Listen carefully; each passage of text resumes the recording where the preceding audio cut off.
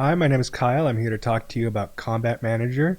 Combat Manager is a tool designed to make your life easier as a GM in Pathfinder by reducing the amount of steps you have to take. We're going to talk about the main page today. So let's get into that. So here we've got the Combat Manager home, and we're just gonna take a few steps through this. So up in the upper corner here, you see that there is a little button. This is kind of the menu button. There are a number of options here. Exit. We'll deal with those. We'll deal with those later. Across the top, you have a series of tabs. We're going to be dealing with just the combat tab today. That's the most complex and the most important of the tabs. You've got some information about the current game state right here, and a few different panels. One thing to note real quick is that you can drag these panels around or resize them and reposition them as you need to. This is just kind of like the default position. If things get really messed up and you're a little worried about the setup, just go over to up to here and restore combat tab layout, and that'll restore to the default layout. This area right here, like I said, this is where you're going to spend most of your time. This is the main combat area. Let's first deal with these tabs that say Party and Monster. These are the sections where the friendly and enemy characters appear. It doesn't really matter if Party or Monster for how the rules or how the turn order or how anything works there. There's a couple of things that can only be linked together if they're in the same column, but honestly, these are largely similar areas. One of the philosophies involved with Combat Manager is that you can kind of do things without having to have all the information right away. So that way, you have your choice whether or not to put in a ton of information or a little bit of information to get started. Let's say you wanted to start off a basic combat. You can just go over here to this plus, and you can just add some blank party members. So now we've got 4 party members in the party. We can give these party members names.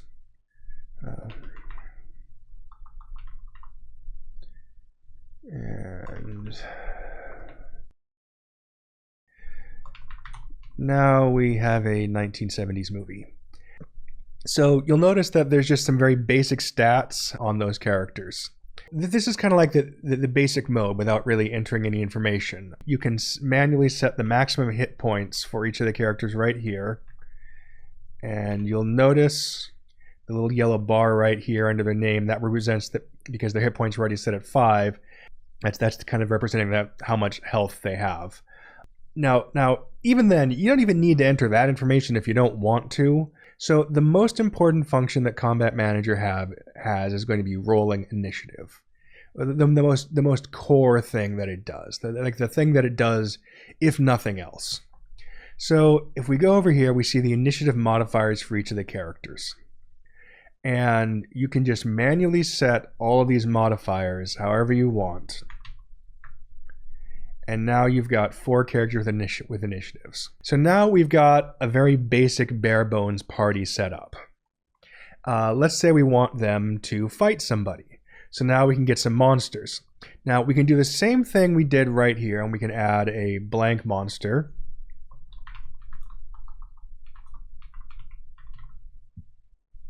And give him, this is in mini mode, we can give him some hit points.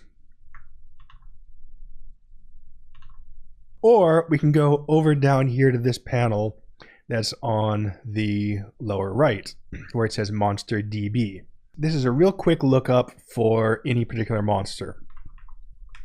So let's say we want to add a kobold to combat. I type kobold, and it gives me all the various kobold named monsters that it has in the database. I just want a basic kobold. I can double click on that guy, or I can press the add button with his name highlighted, and we'll have kobolds. And so there's kobold number 1. They'll always have a number attached to the back of them as they get added, assuming that number is not taken. Kobold 2. If I rename this guy to kobold 15, then the next kobold will be kobold 1 again. So now we've got some kobolds. They have 5 hit points. Now with these kobolds, because they came out of the database, over here we have a little window. So there are two tabs in this window: current monster and selected monster. Selected monster is whoever you have just most recently clicked on over here. And current monster is when we deal with initiative, whoever's turn it is. So when we click Kobold, we see the stats block for the kobolds as in the bestiary. And this gives us all the information we might need to know about a kobold in order to use one of them in combat. If you'll notice underneath the monsters here, there's a little CR, right? So what's going to happen is that all the CRs of all these monsters, and we have all the information from the database right here, all this is going to add up using the rules, and it's going to give us the estimated CR level of the encounter and the amount of experience involved in the encounter. Now that we have all these guys, we're ready to fight. So we can go over here, and we have a few different options. The thing that I recommend, we're looking at the panel on the far left over here. Now you notice everybody is already on the panel. This is kind of like they're just added in the order that, sort of the order they appear. Like I said, you have a couple of options. The option that I recommend is using the roll initiative button. So if I press this button right now, initiative will be rolled for everybody, and we see the final results of the initiative right here. And it also brings us to the beginning of combat. You'll notice that we have an active character right here, which is Carol. She had the highest initiative, and we're round 1. If there are ties, there are systems for breaking ties, which are internally used. Normal tiebreakers are used, and then internal stuff is used to break ties, like in the rules. There is some slight variation just involved in trying to keep it from rolling a million times, but basically it's the same as the rules. That's the most basic option, using the roll initiative button. This is the fastest option. I find that players get used to the roll initiative setup rather quickly. I don't think it's worth having the players roll their initiative manually. But some people won't ever leave the roll initiative.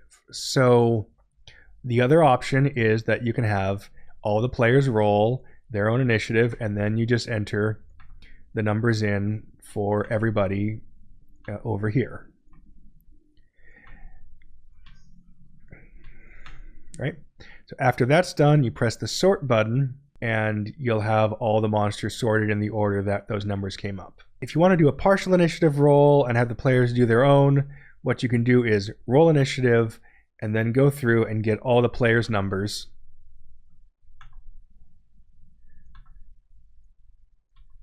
And then click the sort button, and it'll work that out. Obviously, if you get the players' numbers first and then you press the roll button, you'll lose everything.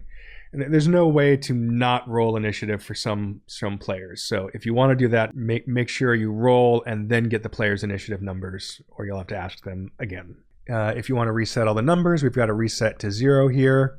You'll notice once again here that active player is Carol, round number is 1. If you want to go back to the beginning of combat at any point, you can press reset, and the round of combat will reset, and then as soon as you press next, it will give you the next number. So what I just skipped through really quickly here, though, is the turns. Okay, so we start off with, it's Carol's turn, it's round 1, and the number is just there to help you keep track of what combat round it is in combat. Every time you want to move to the next player, you just press the next button and it moves down. It's just that simple. If you need to go back, you press previous and it can roll back as far as you feel like, as many negative rounds as you feel like. It doesn't care. It's just a number. It doesn't matter. It's just there. The round number is just for your record keeping. There's a lot of different things that you might want to do during combat. Clicking on a character in the combat list, or over here, or clicking on this little red die next to everybody's names will get you the menu. The first thing we're going to talk about, because we're talking about initiative, is some of the actions for the initiative. Oftentimes there are a couple of things that you need to do with a character in combat. Okay, first if you need to move them up and down the initiative chart, okay, select the name over here, and you can use these arrows right here to move them up and down. When you move a character outside of their original initiative position, the initiative number becomes yellow just to know that you've moved them at some point. That's about all that does. If you ever re-roll initiative, this will clear up. Normally, though, if you're going to move someone around the initiative chart, you're going to do it, for reasons. So one thing you can do is two standard actions you can use are delay. So if you click delay, you'll see this hourglass next to the person's name. This hourglass will go away as soon as their turn comes up. So let's say that Bob needs to delay until after Carol goes. I will go down here. I will use delay on Bob. I will move Bob down below Carol, and then when Bob comes up, it's Bob's turn. And of course, Bob will stay in that initiative position. Another option you can use is to ready, and this little red marker indicates that you've readied an action.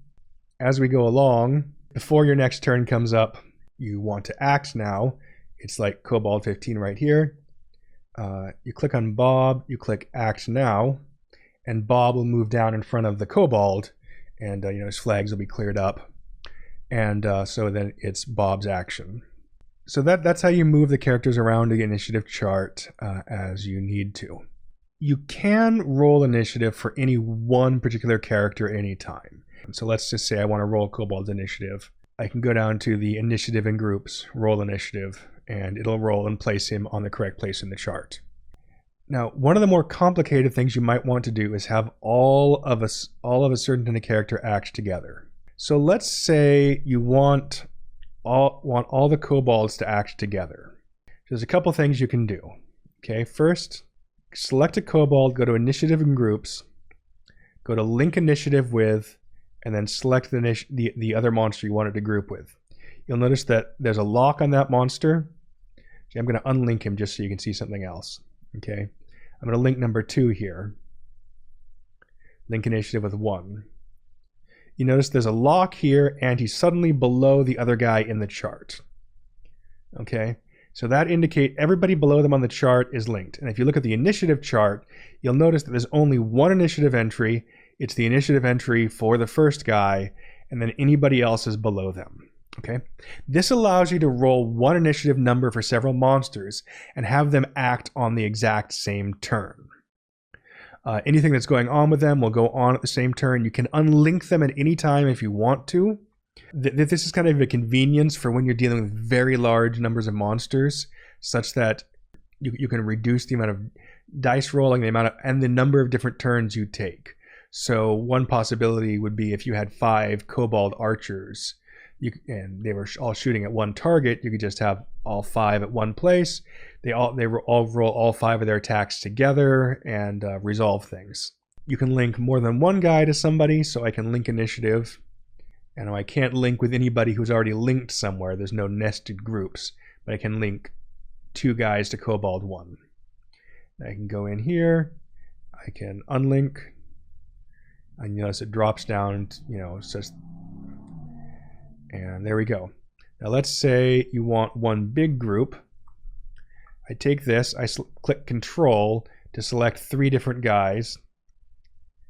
Initiative in groups, group all selected characters, and it chooses the top guy to make the boss, and everybody else links below him.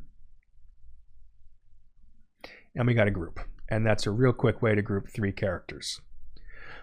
You can group players as well. They're not treated differently in that regard. Let's talk about a couple other options.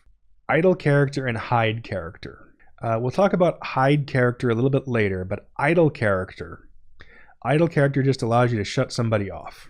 Idle character just simply does not appear in the initiative window. When their turn would come up, their turn is skipped.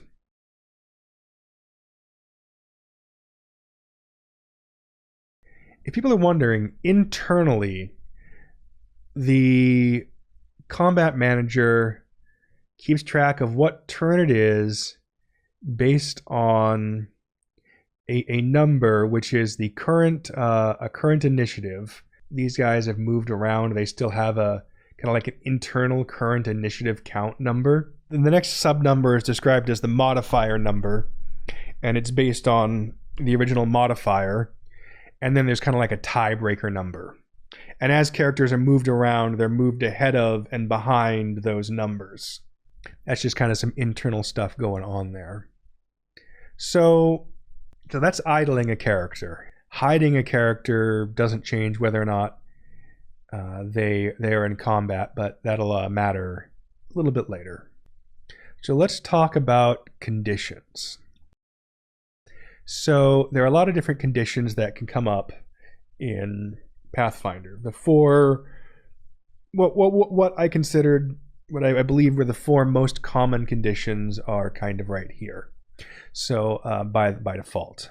So you can add condition, and you can just add one of these conditions. There'll also be a most recently used condition list, and that'll apply that condition to a character. So now Ted is prone. Now these conditions will modify the stats when we talk about the stats later, depending on what the condition is. Ted right now is prone, and you can see not only is there a little prone guy on the chart right here, there's also a prone icon right over here. He's kind of just lying on his side arm, I guess. That's not the most comfortable prone position, but hey, he wasn't trying to be prone. Or maybe he was, who knows? When you add a condition like this, by default, it's unlimited. It'll go on until you remove it. But you can add a turn count to it by, add 1 turn or add 5 turns, remove 5 turns. So you'll notice what happened right here. So add condition, prone, okay? Add turn, and it's got 1 turn. So when it comes around to Ted's turn, you notice it's still on. That's because conditions care about whose turn it is when they were added. Okay, and obviously a prone isn't a condition that's just going to stick around turn after turn. We'll look at some conditions that would. But when I go to Bob's turn, now it'll go away. Okay, that's the important thing to remember about turns on a condition.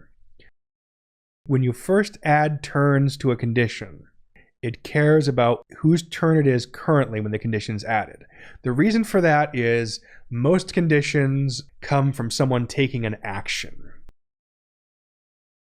Let's go look at the whole conditions dialog. So you go down here to other, and you notice you got a whole condition dialog.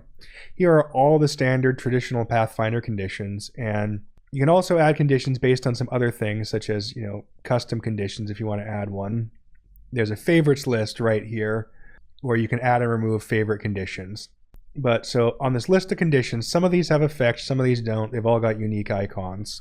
You can choose a condition, you can add it, you can give it a duration if you want, or leave it as unlimited, which is the default. You can add any details, which is extra info. We're going to make this guy sickened for 4 turns. Ted is sickened for 4 turns, and you notice that when I look at the list of conditions now, sickened is on there because I used that condition recently.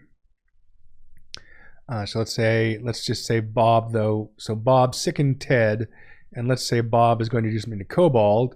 So I go and I add condition. Let's say he's casting a spell. If you go to the spells here, you'll notice there are a large number of spells, and every once in a while you'll notice one. Let's see if I can find one, which has a star on it. That means that that spell has a bonus which the game is automatically going to apply. I can click this, click Fox Cunning, 1 round, add, and the Kobold I right-clicked on, which wasn't Kobold 1, it was 15, now has Fox's Cunning for 1 round. So if you go to the custom page, you can click New, and you notice you got this little box right here, and you can create your own new condition.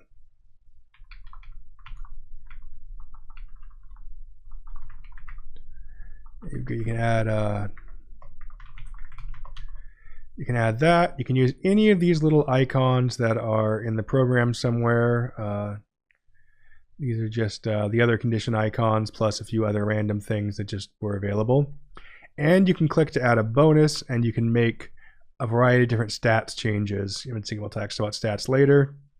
So let's just say I want all saves to go up by 3. I can do that, and that's the happy condition.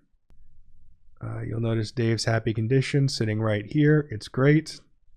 And it's on Cobalt 15. We eventually run out of space for conditions.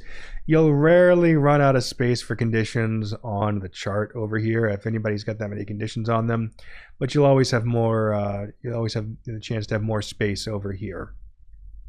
So let's talk about some of the other actions that you can take. So we've got a little action menu. There are essentially 3 different edit options.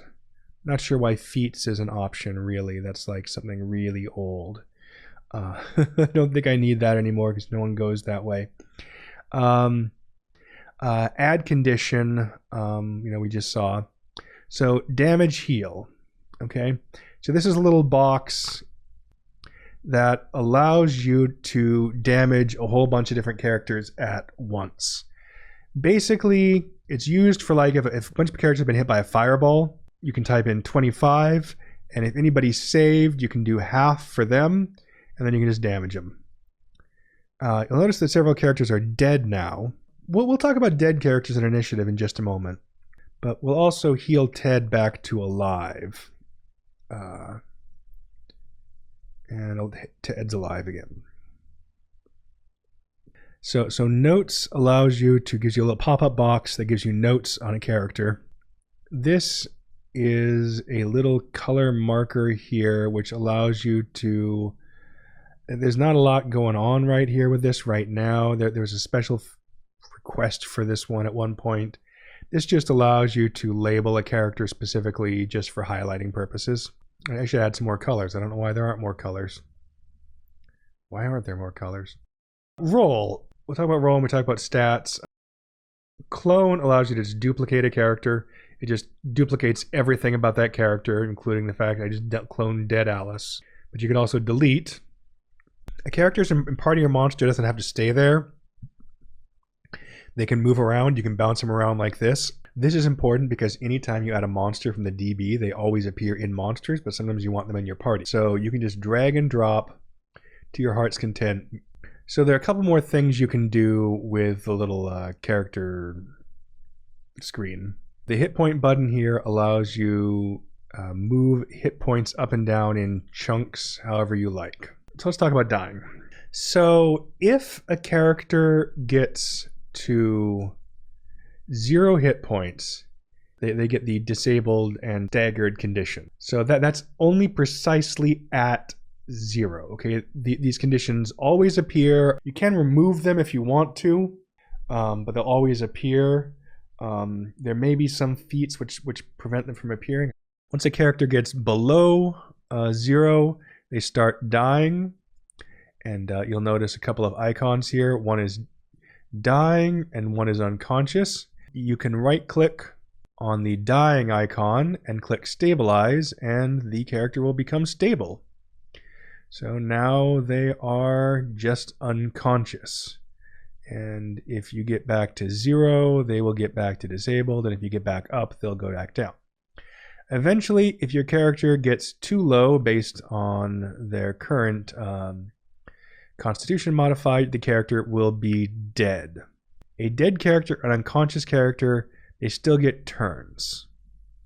So if you want a character who is dead or dying or unconscious or whatever to not get a turn, you should idle that character, and that'll remove them from the chart. So a dead character is not idled automatically. If you idle a character and they have other conditions applied to them other than dead, if they're poisoned or whatever, those conditions will still take down the appropriate number of turns. If you add a condition to a character who is idle, that condition will still tick down the appropriate number of turns. In addition to hit points, you also have temp hit points and non-lethal hit points. So let's bring Carol back to life here. So let's say she's got 5 temporary hit points. Okay. And I decide, if you click on the hit point box and you press enter, you'll get the damage box. So let's say I decide to do 3 points of damage to Carol. Let me go back. Those 3 points will have come off her temp hit points before they come off her regular hit points. Do this again. And you know she took 1 hit point of damage and she lost all of her temp. So let's say you do non-lethal damage to a character. Okay. Now I just did 5 points. Now these are kind of counting upwards. Okay, it's the amount of non-lethal damage a character has taken. And you'll notice that she is now staggered because she's at 5 and she's unconscious if her non-lethal exceeds the remaining hit points. And it's gone if I move it back to 0. So whenever a character takes damage, it always comes off the temp first, by the way. So you notice I press down here. All this is all considered to be taking damage. So only if I went over to the box here would it be different. So this is the little non-lethal temp pop-up box. The other box is the stats box. Now, we haven't talked about stats for a character yet. Every character has a base set of stats that they get automatically. You may have noticed over in the window that Carol over here has a character sheet, okay? You can basically see everything that comes on this chart, okay?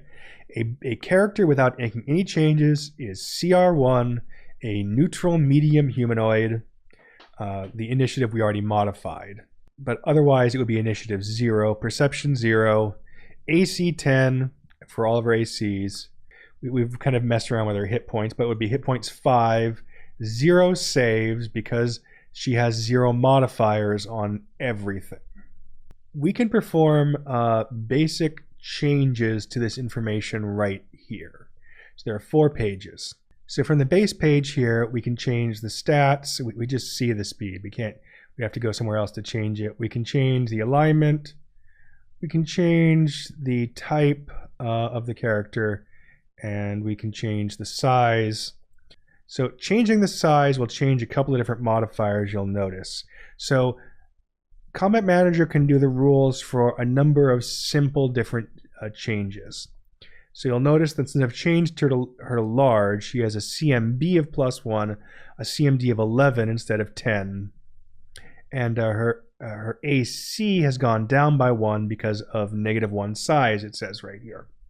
This will also affect how weapons will go on later. So for combat here, we can just manually change any of her combat stats. Attacks, we can go into edit attacks. We'll deal with that in a little bit. And resources is a real simple tab. It's not really tied to stats of any kind, but let's just say we wanted to add, foods is available and 10. It'll just keep track of any numbers we want to keep track of. If that's a way that you like to keep track of something, that's just a little extra tool available to you right there. So that's kind of the basic chart. If this setup is too large for you, and you have a ton of monsters or party members or whatever, you can click mini here and it'll shrink down. It'll just have the most basic elements. One other thing to consider is that down at the bottom here, there's a clear button. And that will clear out everybody, and they're just all gone. So you probably won't want to clear out your players very much,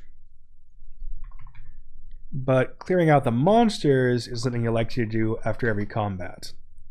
When I'm running combat, I'm likely to, when a monster dies, I'm likely to remove it from combat right then.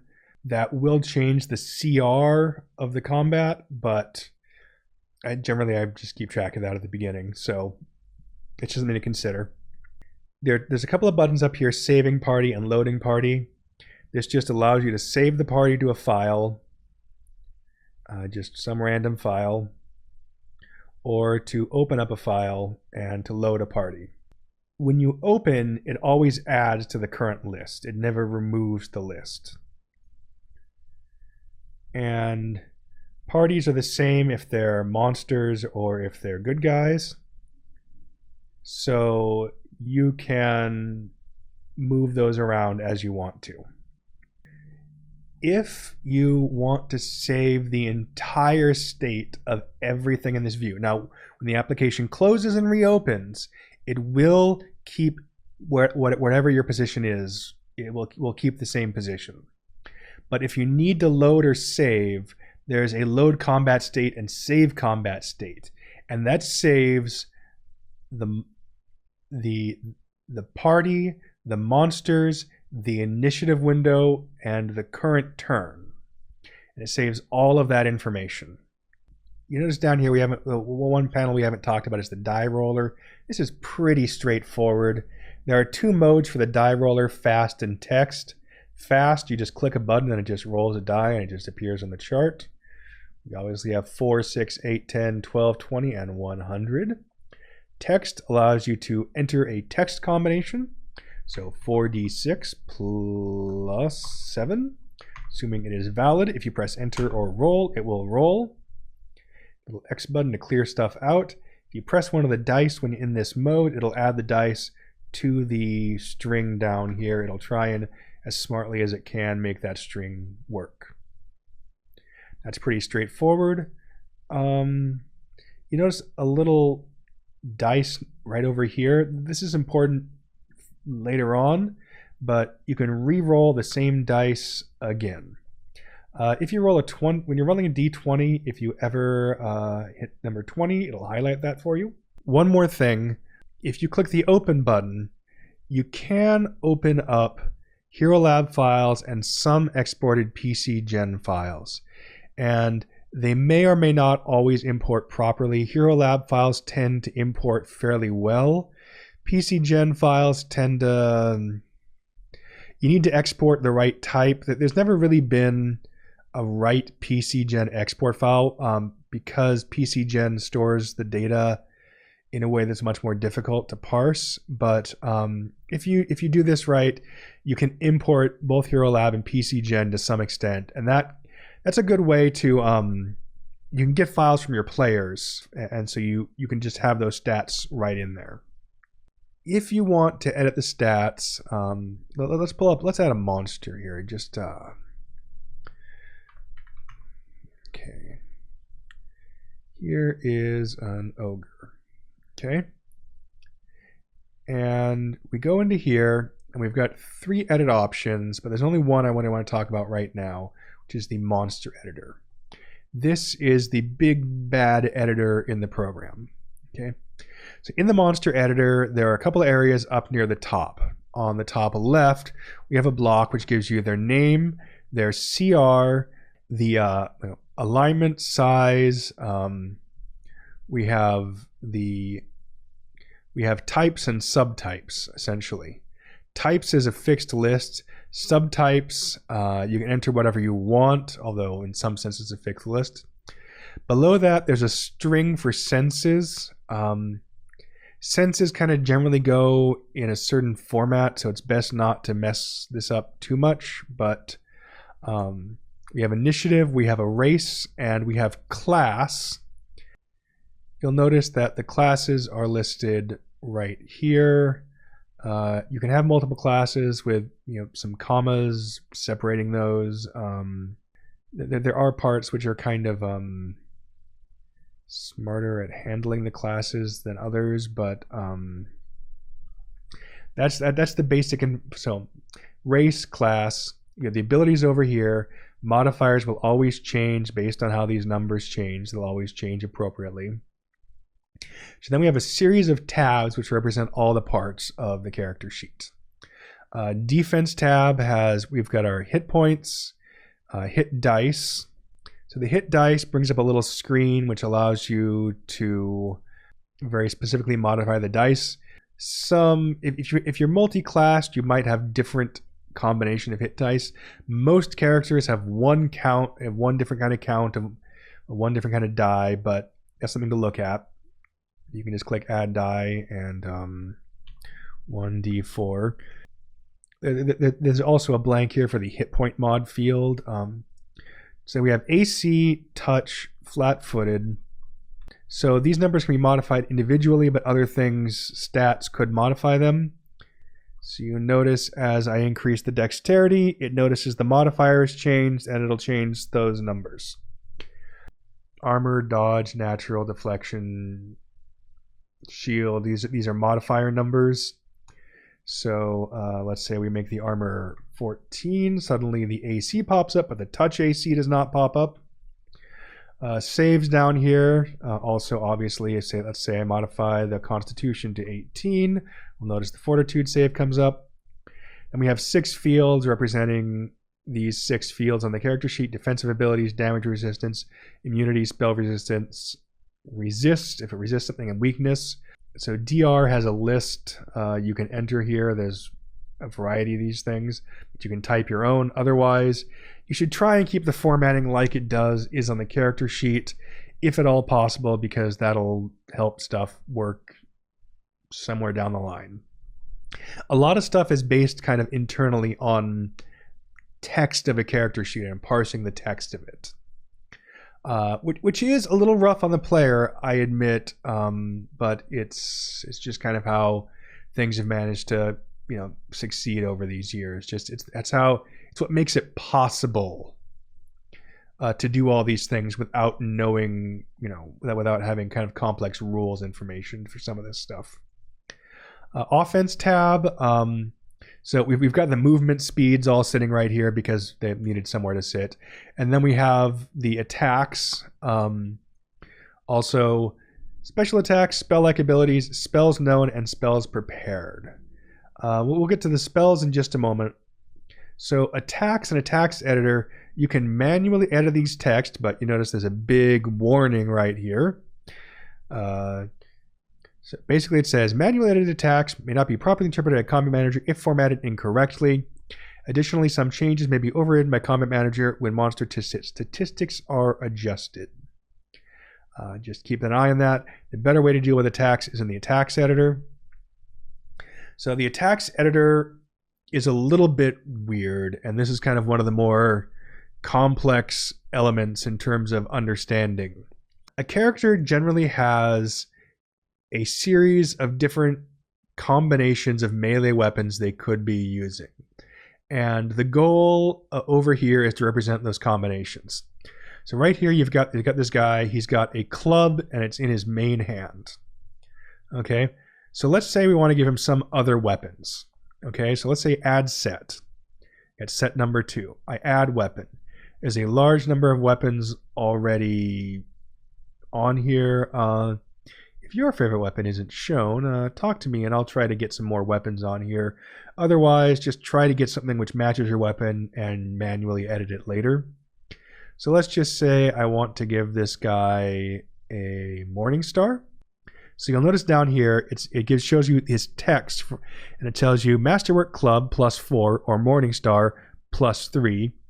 And this represents the kind of just individual weapon proficiencies and other things that determine what's going on. He has a shield, which is kind of let's find somebody without a shield. So for the edit attacks here, I've gone to one of these base characters who doesn't have anything going on with them. And so add set is add some combination of weapons, add weapon, and so we'll add a bayonet. Well, not bayonet's a different kind of weapon. And we'll add a club. So I add a second club, and now the second club is in the offhand, where the other one's in the main hand. For some weapons,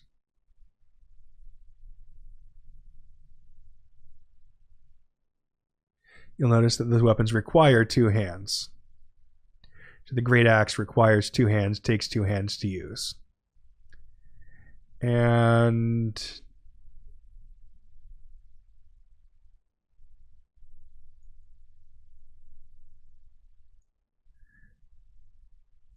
some weapons you can place in 1 hand or 2 hands.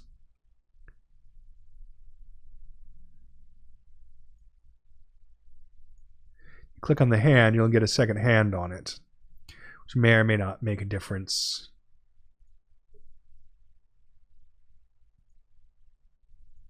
Now, you can start to add more weapons than is possible, and it won't care. It'll just assume that the person has more hands than you imagined.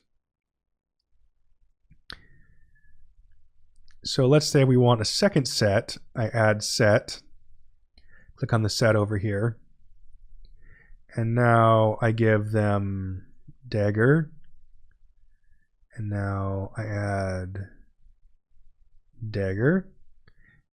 And you notice the options are longsword or dagger, dagger. I could also add just a set which was just plain dagger. So that gives me all three options. While I'm adding these weapons, I can also add special abilities to these weapons from a kind of small list. So in addition to the melee weapons, we have ranged weapons we can add. Ranged weapons, they don't come in sets, they just come individually and just have their own individual numbers as is the rules. So I just need to go through here, find the ranged weapon that I want to add it here, and we will have a ranged weapon, and the numbers will just appear down here. So right here there are some bonuses I can add. BRK means the weapon is broken, and 0 is just the normal. Masterwork makes it a masterwork weapon. And all of these +1 through +9 are magic item bonuses. Additionally, I can click on any of these bonuses and add any combination. So now I have a +3 Holy Light crossbow. Now I can also add natural attacks, and this gets a little weird with melee weapons, but when we go to natural attacks, we find one. Each natural attack kind of has a basic amount of damage it does for its size. This is an important thing with all the weapons. All the weapon damages are for the appropriate size for the current character. And if the size of the character changes, the weapon damage will change. So I'll choose a hoof. I'll add a hoof. And you notice this creates combinations with the weapons over here. This can actually make the block really long if you have multiple weapon sets and multiple natural weapons. So when we click OK, we'll notice, and click OK again, and we notice that Alice now has all of her weapons and all of her stuff over here. So back in the monster editor again. So that is the weapons editor. Special attacks, spell-like abilities, spell knowns, and spell prepared are a little bit complicated to do manually. You can add the text there yourself, but you're going to find you need to hit the formatting of the books fairly right in order for that to work. I'm working on some stuff to make that a little better in the future. Statistics, it's kind of a generic throw-all page for some other stuff. But here you have the skills, so you can add a skill with an appropriate subtype as need be. So let's say that you can craft, you can type whatever you craft here, you can select from the drop down, craft shoes, add, you can add a modifier. These numbers will modify based on your ability scores as well. We have base attack, combat maneuver bonus, combat maneuver defense. Those are just there just because we ran out of space on the other page. Racial modifiers are languages, special qualities, gear, and other gear. These fields, for the most part, you don't need to worry too much about getting right. There's not too much there's not really nothing relying on them. Feats is kind of a page where you can just click a feat and add a feat, and you can also add any information related to what that feat is related to right here. Some feats will have stat changes associated with them, some will not. So some kind of the older, simpler feats are likely to have rules associated with them. Special abilities, you can click add a special ability, give it a name. Thinking. You've got three types of thing here, or you can choose nothing, and then you can just type some text right here. And that's pretty straightforward what a special ability is. Because of that, you don't need to worry too much about the formatting of your special abilities. A description is just your basic descriptive information. So if you're, these are all of the descriptive information stuff I pulled from all the characters. So if you like being in warm hills and marshes, if you like to organize in groups of 10, And it just any notes on what kind of treasure. Normal is a normal word for treasure. Information about what you do before and after and during combat. These are mostly just fields straight from the book. Visual description, mean. Description, real mean. Morale runs pretty quick. Finally, in the other page, we have just some other information I couldn't really fit anywhere. Prohibited schools, bloodline, and spell domains. So once you have some good stat information, there are some things you can do kind of on an advanced level in here. So a character can roll, and you can roll attacks. Well, I got no attacks, I'm sorry. Got somebody with some attacks. So roll attacks, and you'll notice all of the attack options are there. So let's see, light crossbow. Now if I just roll it this way, it'll tell me the number rolled, +3 to hit, 21 is the total, 18 was the original number, and the damage rolled, if it's a hit, is a 10.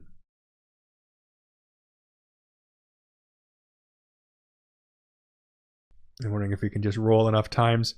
The color will slightly change if it's a potential critical based on the information, and it will roll the potential critical hit and the potential critical damage. So we have save rolls, and you notice once again the little dice right here just allows you to roll that roll again. So if you want to re-roll whatever was just rolled.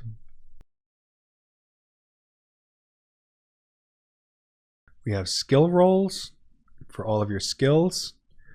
We have, it'll let you roll it even if you normally wouldn't be able to roll it. Whether or not, it doesn't really care whether that's learned or unlearned. If you decide to roll it, you get to roll it. Combat maneuver checks for the various different combat maneuvers. And ability checks, just raw, straight up ability checks. So here's an example right here of a critical hit roll. You'll notice that that -4 hit, so it tells me it is a 16, but she rolled a 20, and damage 3. And you'll notice the crit roll is shown right here. Crit roll is 11 on a roll of a 15, and damage 4.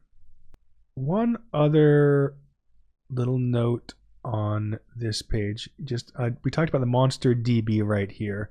There's a field right here which allows you monsters. So monsters represents things in the bestiary. NPCs represent anything that comes from something other than a bestiary. And custom represents custom monsters, which we'll talk about in the future. All is the default. Also, there's this little checkbox right here, which is a little indulgence of mine, which is roll monster HP. I've always liked having kind of random monsters, and if you would like, when a monster is added to combat, to have their hit points be randomized based on their hit dice, you can turn on this checkbox. But you know, that's kind of up to you. There are a few settings you can look at in the application. So if you want confirmation on various actions, you can come in here in settings. If you want to split out the damage dice, which will make your dice roller larger, but some people may like it more, you can click show damage dice. If you want monsters, to be added hidden, we'll talk about hidden in just a sec. Or if you want to show hidden initiative values, you can click here. If you want the stats panel to begin open, which will make things seem much bigger, you can click here. One other wacky roll is you can roll alternate dice for D20 rolls, and you can just punch in what you want here. Somebody wanted 3d6 ones, which is why this is here. So let's talk about last the initiative window. So up on the little button, we have a show initiative window. This is a little pop-up that appears. You can drag it to another monitor or drag it back here. And this is something to put on another screen to show your players. It shows you all of the players and monsters involved, and it tells you whose turn it is in a couple of different ways. And it can also show you any conditions that are applied to them. You can click this little tab that's hanging up right there in kind of a weird spot for reasons, and you can flip the thing upside down or scale it around as you need to. Plus, you can also resize the window then. And you have yourself a nice little window to show the players. Now, oftentimes you don't want them to see some of this information. So you do have the option to, well, you can hide the names of the players, that's just plain weird. But you can hide the monsters, which means that when their turn comes up, you'll just get some question marks and you'll just know that somebody else's turn is going on. That does kind of give you an idea of how many monsters there are, but that's usually not that much of a problem. Or you can just hide the names of the monsters such that they know there's somebody. You can also always on top this if you want it there. You can turn on or off the conditions and change the size of those conditions display. So it just depends on whether or not you want the players to see the conditions. Oftentimes you'll want to show the monsters that the players know about. So one thing you can do is hide characters. This is something we've talked about a whole bunch we never really got to. So what this does is it completely removes the character from the chart as if they were hidden. When the turn comes up, there's a question mark, which will give the players a little tiny hint, but the fact that you're putzing around will probably give them a large hint as well.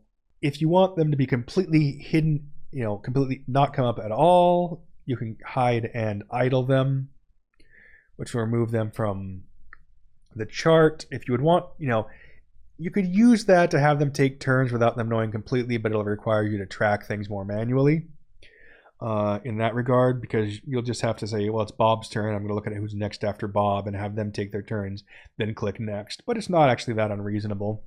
But that is the initiative window to show to your players. So these were all the basic functions of Combat Manager that we've run through here. There are a lot more things that go on in Combat Manager, and most of them from this point aren't directly related to combat. But that's how you use all of the combat features. And so anyway, that's all for right now, and I hope this video has been helpful to you and will help you get your way through Combat Manager a little bit more.